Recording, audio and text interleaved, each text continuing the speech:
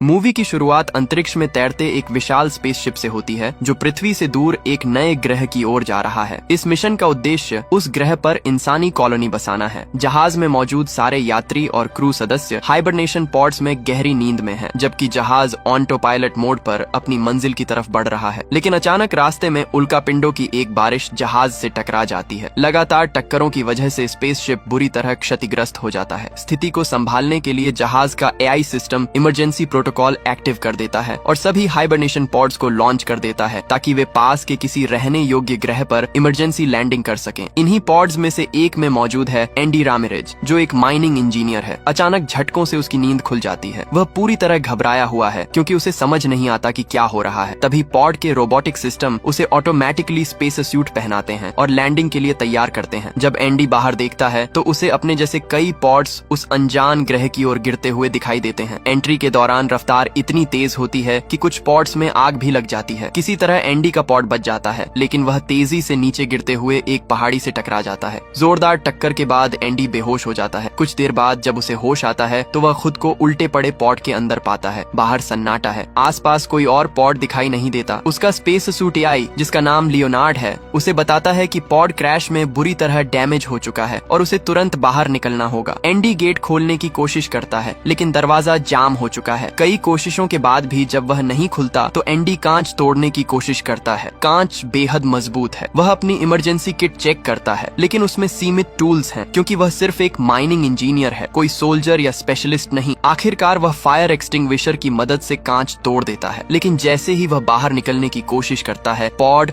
और खिसक कर पलट जाता है। इस दौरान उसका सूट फट जाता है और ऑक्सीजन तेजी से लीक होने लगती है। लियोनार्ड तुरंत चेतावनी देता है कि उसकी ऑक्सीजन तेजी से खत्म हो रही है। घबराहट में एंडी सूट पर रिपेयरिंग स्प्रे लगाता है, जिससे अस्थायी रूप से लीक बंद हो जाता है। बड़ी मुश्किल से वह पॉड से बाहर निकल आता है। बाहर का नजारा बेहद अजीब और डरावना है। वातावरण सांस लेने लायक नहीं है। दूर दूर तक बंजर और चट्टानी जमीन फैली हुई है। तभी आसमान में उनका मुख्य स्पेसशिप दिखाई देता है, जो कुछ ही देर में इस ग्रह पर आकर क्रैश हो जाता है। एंडी लियोनार्ड से पूछता है कि वे कहाँ हैं। लियोनार्ड बताता है कि यह एक अनजान ग्रह है, जिसके बारे में इंसानों के पास कोई पुख्ता जानकारी नहीं है। ये सुनकर एंडी की चिंता और बढ़ जाती है। तभी उसे दूर कहीं रोशनी जैसी कुछ चमकती दिखाई देती है। उम्मीद की एक किरण के साथ वह उस दिशा में बढ़ने का फैसला करता है। रास्ते में उसे जहाज का जला हुआ मलबा और एक और क्रैश हुआ पॉड मिलता है। वह अंदर झांकता है। एक मृत यात्री दिखाई देता है। ये देखकर एंडी बुरी तरह घबरा जाता है। वह उस पॉड से ऑक्सीजन टैंक निकालने की कोशिश करता है, लेकिन टैंक फटा हुआ है और पूरी ऑक्सीजन निकल चुकी है। निराश होकर वह फिर उसी चमकती रोशनी की ओर बढ़ता है। इस बीच तेज तूफान जैसी परिस्थितियां भी सामने आती हैं, जिससे चलना और मुश्किल हो जाता है। आखिरकार वह उस रोशनी तक पहुंचता है। पास जाकर उसे पता चलता है कि वे लाइट्स किसी और सर्वाइवर ने लगाई हैं। एंडी किसी इंसान को जिंदा देखकर राहत की सांस लेता है। उसने एक अस्थायी कम्युनिकेशन सेटअप तैयार किया था, जिसकी मदद से वह पृथ्वी पर एसओएस सिग्नल भेजने की कोशिश कर रही थी। फिलहाल इंतजार, हम पृथ्वी से बहुत दूर हैं। हमारा मैसेज वहां तक पहुंचने में लगभग 8 महीने लेगा, और अगर उन्होंने तुरंत रेस्क्यू मिशन भेज भी दिया तो यहाँ तक आने में 1.5 से 2 साल लग सकते हैं। एंडी हैरान रह जाता है। हम इतने साल यहाँ जिंदा कैसे रहेंगे, बिना खाने बिना पानी? अगर हमें जिंदा रहना है तो हमें सरवाइव करना होगा। जो भी करना पड़े हम करेंगे। क्रैश हुए जहाज में सप्लाई, ऑक्सीजन और सर्वाइवल गियर मिल सकता है। हमें हार नहीं माननी है। एंडी इस सच्चाई से अंदर तक हिल जाता है। इसी बीच एंडी अपने सूट की लाइट्स का कनेक्शन ठीक कर रहा होता है। तभी अचानक उसके पीछे से तेज हलचल होती है। वह कुछ समझ पाता उससे पहले ही कोई अनदेखी ताकत पॉड को जोर से झटका देती है। लाइट्स टिमटिमाने लगती हैं। एंडी मुड़कर देखता है, लेकिन अंधेरे और धूल के बीच उसे कुछ साफ दिखाई नहीं देता। कुछ सेकंड पहले तक जो कनेक्शन साफ था, अब सन्नाटा छा जाता है। घबराकर एंडी इधर उधर देखता है। उसे लगता है शायद सिग्नल में दिक्कत आई है। वह फिर से कनेक्शन चेक करता है। उसी दौरान उसे पता चलता है कि पृथ्वी के लिए भेजा गया मैसेज पूरी तरह तैयार है। समय बर्बाद किए बिना वह ट्रांसमिशन शुरू कर देता है। मैसेज अंतरिक्ष की गहराइयों में भेज दिया जाता है, एक उम्मीद के सहारे। तभी लियोनार्ड चेतावनी देता है, ऑक्सीजन स्तर कम हो रहा है, आपको जल्द ही सप्लाई की जरूरत पड़ेगी। अब एंडी के पास समय बहुत कम है। उसे याद आता है मुख्य स्पेसशिप के मलबे में सर्वाइवल सप्लाई हो सकती है।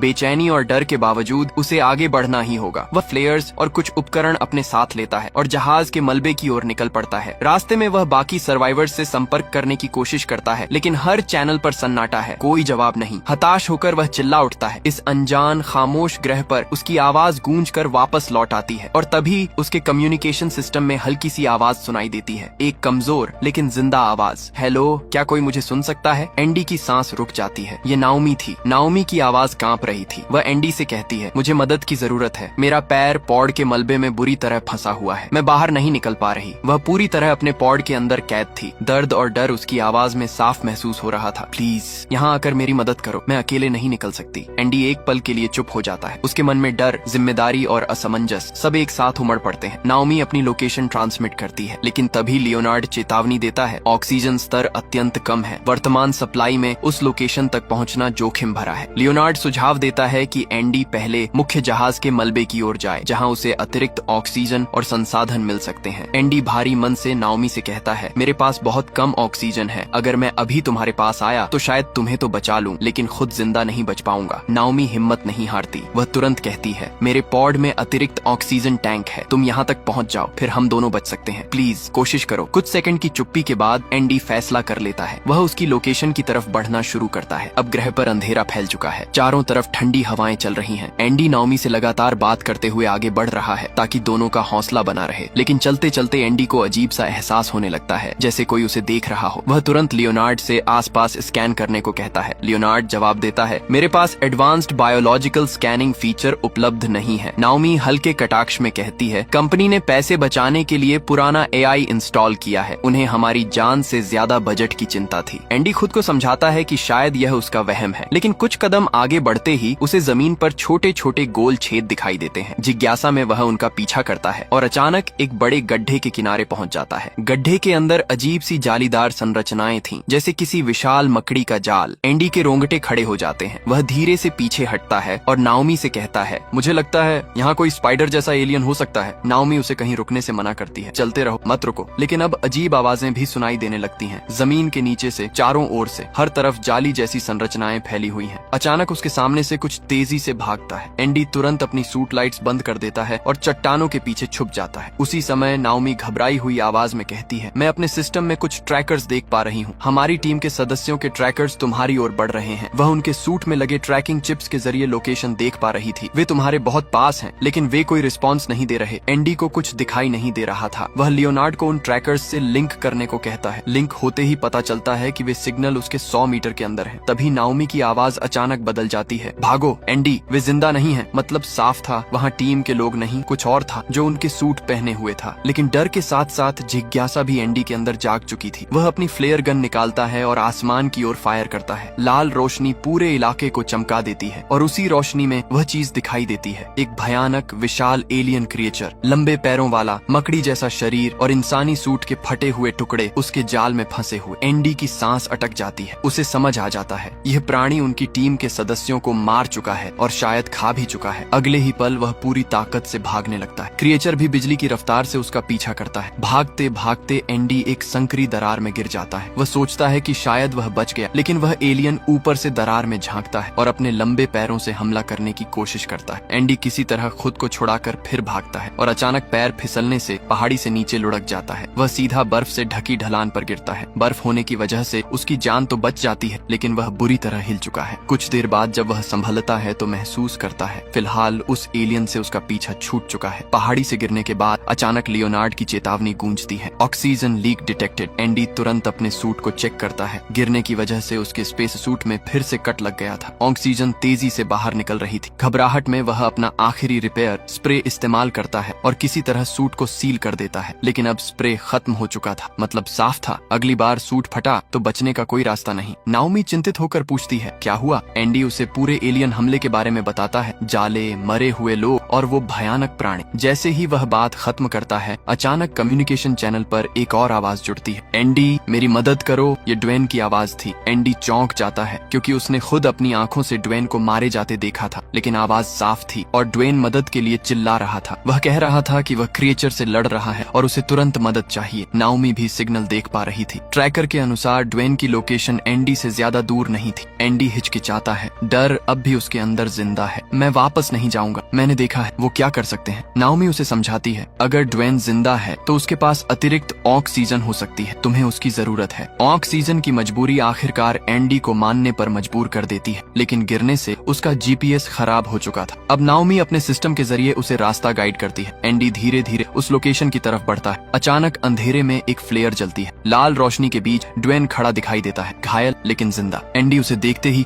उसकी तरफ भागता है और तभी अचानक पीछे से वही विशाल एलियन क्रिएचर ड्वेन पर झपट पड़ता है। एक ही पल में वह उसे जमीन पर गिराकर चीर फाड़ देता है। एंडी डर के मारे एक क्रैश हुए पॉड के पीछे छिप जाता है। उसके सामने ड्वेन का भयानक अंत हो जाता है, लेकिन खतरा अभी टला नहीं था। एक दूसरा क्रिएचर उसकी मौजूदगी भांप लेता है और उसकी तरफ बढ़ने लगता है। एंडी की सांसें तेज हो जाती हैं। तभी पास में पड़ा एक पॉड अचानक एक्टिव हो जाता है। उसकी लाइट्स ब्लिंक करने लगती हैं। क्रिएचर का ध्यान भटक जाता है और वह उस पॉड पर हमला कर देता है। असल में नाओमी ने रिमोटली उस पॉड को एक्टिव किया था ताकि एंडी को भागने का मौका मिल सके। वह टीम की सुपरवाइजर थी, इसलिए उसके पास सिस्टम एक्सेस था। एंडी तुरंत दूसरे पॉड के अंदर घुसकर छिप जाता है, लेकिन तभी गलती हो जाती है। नाओमी दूसरा पॉड एक्टिव करने की कोशिश में उसी पॉड को ऑन कर देती है जिसमें एंडी छिपा हुआ था। अंदर लाइट्स ब्लिंक करने लगती हैं। क्रिएचर अब सीधे उसी पॉड की तरफ बढ़ रहे थे। अंदर एक मृत शरीर भी पड़ा था और उस अंधेरे बंद जगह में एंडी का डर कई गुना बढ़ जाता है। वह नाओमी से कहता है, इसे बंद करो जल्दी, लेकिन सिस्टम रिस्पॉन्ड नहीं करता। अब एंडी को लगता है यही उसका अंत है। आखिरी कोशिश में नाओमी सारे पॉड्स एक साथ एक्टिव कर देती है। चारों तरफ लाइट्स ब्लिंक करने लगती हैं। क्रिएचर कंफ्यूज हो जाते हैं और अलग अलग दिशाओं में बंट जाते हैं। यही मौका देखकर एंडी पूरी ताकत से भागता है, लेकिन कुछ क्रिएचर उसे देख लेते हैं और फिर से पीछा शुरू कर देते हैं। भागते भागते एंडी अचानक एक धुंधले इलाके में पहुंच जाता है। चारों तरफ घना फॉग। क्रिएचर उस सीमा तक आते हैं, लेकिन एक कदम भी अंदर नहीं रखते। वे वहीं से वापस मुड़ जाते हैं। एंडी हैरान है। तभी उसे आसपास चमकते हुए जुगनू दिखाई देते हैं, बेहद खूबसूरत नीली हरी रोशनी बिखेरते हुए। कुछ पल के लिए वह इस सुंदर दृश्य में खो जाता है, लेकिन अचानक उन जुगनुओं का रंग लाल हो जाता है और अगले ही सेकंड वे झुंड बनाकर एंडी पर हमला कर देते हैं। वे साधारण जुगनू नहीं थे, वे आक्रामक जीव थे। एंडी किसी तरह खुद को बचाते हुए आगे बढ़ता है। नाओमी अनुमान लगाती है शायद क्रिएचर इनसे डरते होंगे, इसलिए वे फॉग एरिया में नहीं आए। लेकिन तभी एंडी को जमीन के अंदर से गहरी घरघराहट सुनाई देती है। वह कहता है, नहीं, वे जुगनुओं से नहीं डर रहे थे, वे किसी और चीज से डर रहे थे।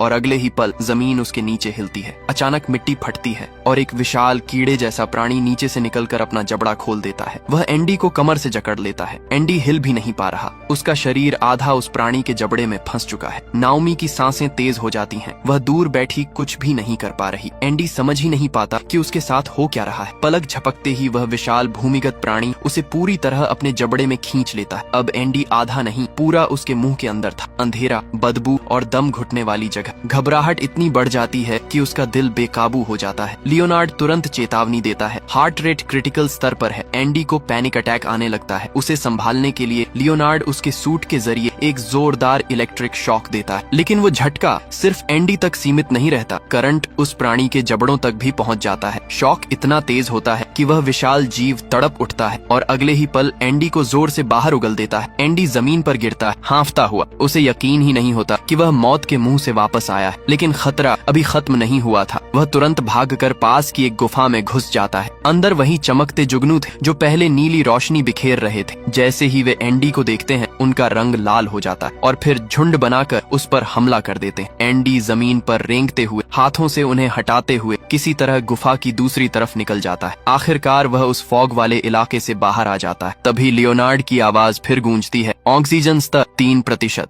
इतनी कम ऑक्सीजन में वह नाओमी तक नहीं पहुंच सकता। लियोनार्ड सलाह देता है कि वह पास के मुख्य जहाज के मलबे की ओर जाए। नाओमी भी कहती है, पहले खुद को बचा, लेकिन एंडी मना कर देता है। उसे पता है क्रिएचर लगातार पॉड्स पर हमला कर रहे हैं। अगर उसने देर की तो नाओमी नहीं बचेगी। वह अपनी बची खुची ताकत जुटाकर उसकी ओर दौड़ पड़ता है। रास्ते में उसकी ऑक्सीजन पूरी तरह खत्म हो जाती। अब वह सिर्फ सूट में बची थोड़ी सी प्रेशर सपोर्ट के भरोसे भाग रहा है। उसकी सांसें टूटने लगती हैं, नजर धुंधली पड़ने लगती है, लेकिन आखिरकार वह नाओमी के पॉड तक पहुंच जाता है। नाओमी तुरंत पॉड का दरवाजा खोलती है और उसके लिए अतिरिक्त ऑक्सीजन टैंक बाहर बढ़ा देती है। एंडी जैसे ही नया टैंक कनेक्ट करता है, उसे फिर से हवा मिलती है। वह राहत की लंबी सांस लेता है। अब बारी है नाओमी को बाहर निकालने की। उसका पैर मलबे में बुरी तरह फंसा हुआ था। एंडी पूरी ताकत लगाता है, लेकिन पैर हिलता तक नहीं। आखिरकार वह नाओमी की इमरजेंसी किट चेक करता है। उसमें प्रोफेशनल टूल्स थे जो उसे कभी दिए ही नहीं गए थे। दोनों राहत की सांस लेते हैं, लेकिन तभी उनकी नजर फर्श पर पड़े खून के निशानों पर जाती है। ऐसा लग रहा था कि किसी लाश को घसीट कर ले जाया गया हो। डर के बावजूद वे उन निशानों का पीछा करते हैं। आगे जाकर उन्हें इंसानी शरीर के टुकड़े और जाली दिखाई देती है। उन्हें समझ आ जाता है कि खतरा अभी खत्म नहीं हुआ। तभी एक क्रीचर वहां आ जाता है। दोनों तुरंत अपनी लाइट्स बंद कर छुप जाते हैं। क्रीचर आकर अपने पेट से इंसानी हड्डियां और हेलमेट बाहर निकालता है। उनमें से एक हेलमेट ड्वेन का था। ये देखकर दोनों कांप उठते हैं। कुछ देर बाद वह क्रीचर वहां से चला जाता है। मौका देखकर दोनों पीछे हटने लगते हैं। तभी एक और क्रीचर वहां आ जाता है। वह उन्हें तुरंत नहीं देखता, इसलिए वे चुपचाप पीछे हटते हैं। लेकिन एंडी से हल्की सी आवाज हो जाती है। क्रीचर उन्हें देख लेता है। दोनों भागकर पास के एक एयरलॉक में घुस जाते हैं और गेट लॉक कर देते हैं। बाहर क्रीचर गेट को तोड़ने लगता है। एंडी दूसरी तरफ वाले कार्गो बे के गेट को खोलने की कोशिश करता है, लेकिन नाओमी कहती है, हम फंस चुके हैं, ये गेट अंदर से नहीं खुलेगा, इसका कंट्रोल बाहर है, वहीं जहां वह क्रीचर खड़ा है। अब वे सचमुच फंस चुके थे। क्रीचर गेट को लगभग तोड़ ही देता है। दोनों समझ जाते हैं कि अब बचने का कोई रास्ता नहीं। वे बैठ जाते हैं, मौत का इंतजार करते हुए। इस आखिरी पल में एंडी अपनी फैमिली को याद करने लगता है। वह बताता है कि उसकी फैमिली कार एक्सीडेंट में मारी गई थी और वह खुद को उसका जिम्मेदार मानता है क्योंकि वह गाड़ी चला रहा था। नाओमी उसे कहती है, खुद को दोष देना बंद करो। अगर मैं आज जिंदा हूँ तो सिर्फ तुम्हारी वजह से। तुम एक अच्छे इंसान हो। दोनों भावुक होकर एक दूसरे को गले लगाते हैं, अलविदा कहते हैं। उसी समय नाओमी की नजर एंडी के सूट पर पड़ती है। उस पर जुगनुओं का एक छोटा झुंड चिपका हुआ था जो शायद गुफा से निकलते समय उसके साथ चिपक गया था। और तभी क्रीचर गेट तोड़कर अंदर घुस आता है। नाओमी बिना समय गंवाए एंडी के सूट से वे जुगनू पकड़कर उस क्रीचर के ऊपर फेंक देती है। जैसे ही नाओमी जुगनुओं का झुंड उस क्रीचर पर फेंकती है, वे तुरंत लाल होकर उस पर हमला करने लगते हैं। क्रीचर तड़पने लगता है और कुछ पल के लिए उसका ध्यान भटक जाता है। इसी मौके का फायदा उठाकर एंडी और नाओमी बाहर निकलते हैं और उस बटन को दबा देते हैं जिससे कार्गो बे का गेट खुल जाता है। दोनों तेजी से कार्गो बे की ओर भागते हैं, लेकिन वे आगे नहीं बढ़ पाते। वे ऊंचाई पर थे और नीचे कार्गो बे का हिस्सा था। पीछे से क्रीचर फिर संभल कर उनकी ओर आने लगता है। एंडी गेट बंद करने की कोशिश करता है ताकि क्रीचर अंदर न आ सके, लेकिन किसी वजह से गेट बंद नहीं होता। अगले ही पल वे दोनों और वह क्रीचर साथ में नीचे गिर जाते हैं। अब वह क्रीचर उनके ठीक सामने खड़ा था। उसी समय एंडी की नजर नाओमी के गिरे हुए सूट रिपेयरिंग स्प्रे पर पड़ती है। वह तुरंत उसे उठाकर क्रीचर के मुंह पर फेंक देता है। स्प्रे चिपकने वाला था और उसका जबड़ा कुछ पल के लिए सील हो जाता है। इसी का फायदा उठाकर दोनों फिर भागते हैं, लेकिन क्रीचर खुद को छुड़ाकर दोबारा उनके पीछे आ जाता है। भागते भागते एक जगह दोनों गिर जाते हैं। स्थिति बेहद खराब थी। तब नाओमी एंडी से कहती है, हमें इसे मारना ही होगा। मैं इसका ध्यान भटकाती हूँ, तुम इसे खत्म करने का तरीका ढूंढो। एंडी आसपास देखता है और उसे कुछ पॉड्स दिखाई देते हैं जो अब भी सही सलामत थे। उसके दिमाग में एक योजना बनती है। वह ऊपर चढ़कर सबसे ऊंचे पॉड तक पहुंचता है। उसका प्लान था उस पॉड को क्रीचर पर क्रैश करके उसे मार देना। वह नाओमी को अपना प्लान बताता है। इस बीच नाओमी क्रीचर से बचते हुए भाग रही थी। वह एंडी से कहती है कि कार्गो बे की सारी लाइट्स बंद कर दे क्योंकि क्रीचर अंधेरे में ठीक से नहीं देख पाता। अचानक क्रीचर नाओमी पर वार करता है और उसकी ओर बढ़ने लगता है। उसी समय एंडी सारी लाइट्स ऑफ कर देता है। अंधेरा छा जाता है। क्रीचर ठीक से देख नहीं पा रहा था, लेकिन फिर भी नाओमी की दिशा में बढ़ रहा था। नाओमी की नजर ऊपर रखे एक टूटे हुए बॉक्स पर पड़ती है। वह जल्दी से उसमें घुस जाती है और बाल बाल बचती है। उधर एंडी पॉड को स्टार्ट करने की कोशिश करता है, लेकिन पावर कट की वजह से वह चालू नहीं होता। वह पावर सिस्टम को दोबारा चालू करने का सोचता है, लेकिन लियोनार्ड बताता है कि इसमें 15 मिनट लग सकते हैं और उनके पास इतना समय नहीं था। तब सुझाव आता है, सूट की बैटरी से पॉड को डायरेक्ट पावर दी जा सकती है, लेकिन इसके लिए एंडी को पॉड के अंदर बैठना होगा। मतलब साफ था, उसे उसी पॉड में बैठकर उसे क्रीचर पर क्रैश करना होगा और इसमें उसकी जान भी जा सकती थी। एंडी बिना झिझक मान जाता है। वह पॉड के अंदर बैठता है, अपना सूट सिस्टम से कनेक्ट करता है। पॉड लॉन्च के लिए तैयार हो जाता है। उधर नाओमी ऊपर की लाइट्स ऑन करके क्रीचर को अपनी ओर खींचती है ताकि एंडी सही निशाना लगा सके। सही मौका देखते ही एंडी पॉड लॉन्च कर देता है। लॉन्च के उसी पल उसे अपनी फैमिली की याद आती है, वह कार एक्सीडेंट जिसमें उसने उन्हें खो दिया था। अगले ही सेकंड पॉड तेज रफ्तार से जाकर सीधे उस क्रीचर से टकराता है। भयानक धमाका होता है। क्रीचर वहीं खत्म हो जाता है। नाओमी दूर जाकर गिरती है। कुछ पल बाद वह उठती है और दौड़कर उस जगह पहुंचती है जहां पॉड क्रैश हुआ था। एंडी अब भी पॉड के अंदर था। वह उसे हिलाती है, लेकिन वह आंखें नहीं खोलता। नाओमी टूट जाती है। उसकी आंखों से आंसू बहने लगते हैं, लेकिन तभी एंडी धीरे धीरे अपनी आंखें खोलता है। वह सिर्फ बेहोश हुआ था। उसे जिंदा देखकर नाओमी की आंखों में राहत और खुशी दोनों आ जाती है। कुछ देर बाद वे दोनों जहाज के बाहर खड़े होते हैं। अब सुबह हो चुकी थी। एंडी कहता है, मैंने ड्वेन की बनाई मशीन से धरती पर मैसेज भेज दिया था। कुछ सालों में रेस्क्यू टीम यहाँ पहुंच जाएगी, तब तक हमें यहीं सर्वाइव करना होगा। दोनों एक दूसरे को देखते हैं, थके हुए लेकिन जिंदा। और इसी उम्मीद भरे सीन के साथ मूवी खत्म होती है। अगर आपको यह मूवी पसंद आई हो तो वीडियो को लाइक करें, चैनल को सब्सक्राइब करें और कमेंट में जरूर बताएं कि आपको ये कहानी कैसी लगी। हम मिलेंगे अगली किसी इंटरेस्टिंग मूवी के साथ। तब तक के लिए बाय बाय।